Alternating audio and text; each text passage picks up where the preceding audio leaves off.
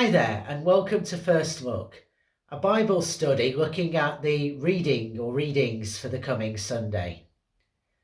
This week we're going to be looking at the parable of the sheep and the goats, and you'll find that in Matthew's Gospel, chapter 25, verses 31 to 46.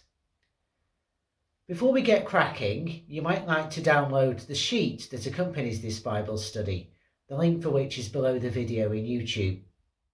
It has the text that we're going to be exploring, it has space for you to note down your own reflections, and it has the questions that we'll be thinking about later on. So without further ado, friends, let's crack on. We're coming to the end in this current liturgical year, this current cycle of readings, of our journey through Matthew's Gospel. This is indeed our final chunk of Matthew before we get going on Advent and we start a new year, focusing on the Gospels of Mark and John. And it's interesting to end on something like the parable of the sheep and the goats, because it points us to the vision of justice and hope that actually, I think, runs through so much of what we'll be thinking about in the coming weeks during Advent. So once again, Jesus is on the side of the Mount of Olives and he is teaching his disciples. So this is a kind of private teaching session, if you will. And it's part of that big block of Jesus' teaching that Matthew gathers together in chapters 24 and 25, and possibly including Matthew chapter 23 as well, depending on whether you think that's part of it or something else. And during this, Jesus has laid out the parable of the oil lamps, which was about being prepared and getting ready. He's laid out the parable of the talents, which you could take in terms of making sure that we allow our light to shine out, and putting the flesh on the bones of the preparedness that the parable of the oil lamps talks about. Or you could view it in terms of challenging injustice, challenging those rich people who exploit the poorest. This final parable, I think, brings some of those things together, and we get a very powerful vision both of justice that cares for the most vulnerable and the poorest rather than exploiting them, and also outlines what preparedness might mean in terms of being ready for Christ's coming again, because we have put our discipleship into action. It's significant, I think, that Matthew's community of Christians who were hearing this gospel between 70 and 75 CE, they were people who were being given a hard time in the synagogues and by the secular authorities for their faithfulness to Christ. And I think that forms some of the backdrop of what's going on with this parable.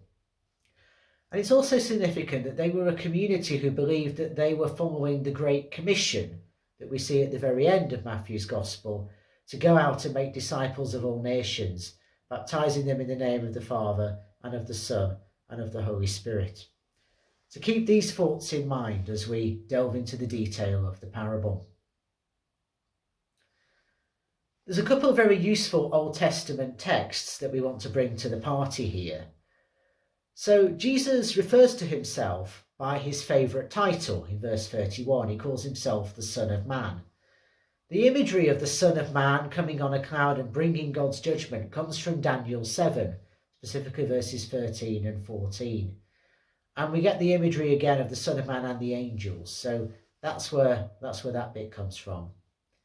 And in many ways, the backdrop to this parable, which is all about judgment, is Zechariah chapter 14, which presents a very disturbing and challenging picture of the day of judgment.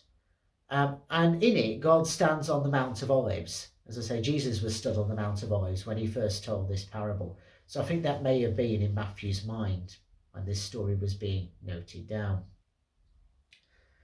This is a parable which is unique to Matthew's Gospel. It's not found in any of the three others that we have.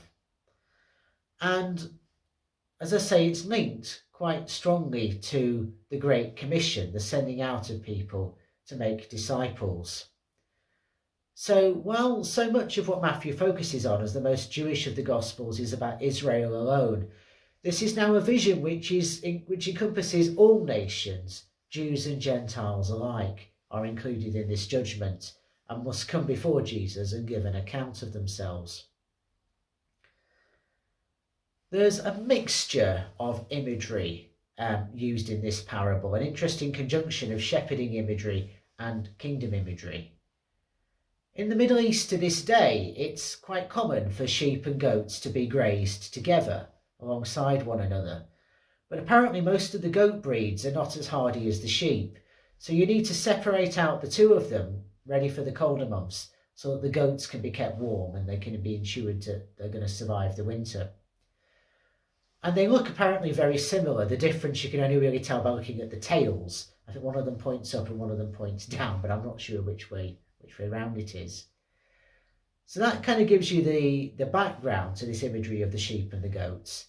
So it's yet another parable in Matthew where you've got two very similar groups that you can't necessarily easily tell apart from one another, drawing alongside together. We might also think of the parable of the sower and parable of the wheat and other texts like that. And so the other type of imagery that's used is kingdom imagery. We've got Jesus as the king in this story. And it's important when we're trying to make sense of that judgment to bear in mind that because of his death and resurrection, he's already seated on the throne of glory. He's already at the right-hand side of the Father. And consequently, the judgment that it talks about in verse 31, when the Son of Man comes in all his glory, that's already happened.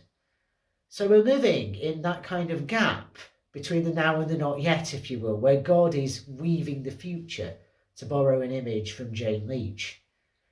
And so it reminds us that judgment, yes, will find its fulfillment when God renews the heavens and the earth, but it also comes to us in the here and now. And it presents a profound challenge, I think. So there's some controversy about this parable and what the overarching aim of it actually is. Is it designed as an encouragement for Matthew's community who were trying to fulfill the Great Commission and getting a hard time for their faith, and being imprisoned and not being given enough food and water and being left to fester when they were sick and living in squalid conditions and all that sort of thing, on the one hand? Or is it a parable that's about a more general exhortation to care for the vulnerable and the marginalised? Well, I think the balance of probability suggests actually the former interpretation was the original intention. Not least because when in verses 40 and 41 it talks about the little ones and the least of these, this is imagery that Matthew often uses to point to disciples of Christ.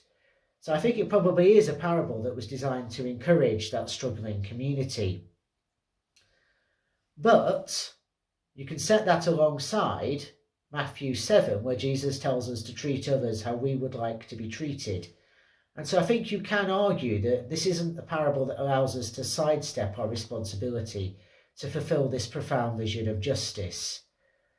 And it's a very practical vision of justice, making sure that hungry people are fed, thirsty people have access to clean water, that people who are naked or exposed are clothed, that people who are strangers in our midst are properly welcomed, so refugees and asylum seekers, for example, you might say, ensuring that sick people are tended to, and that those in prison, in various senses we might mean that, are visited, are not just left alone.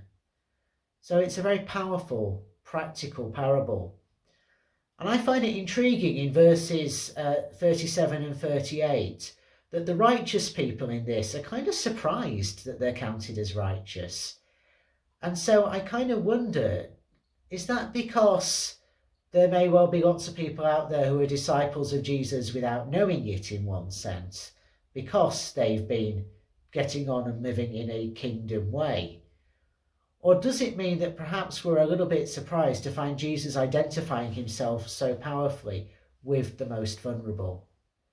That's just one of the many interesting and challenging questions raised by this text.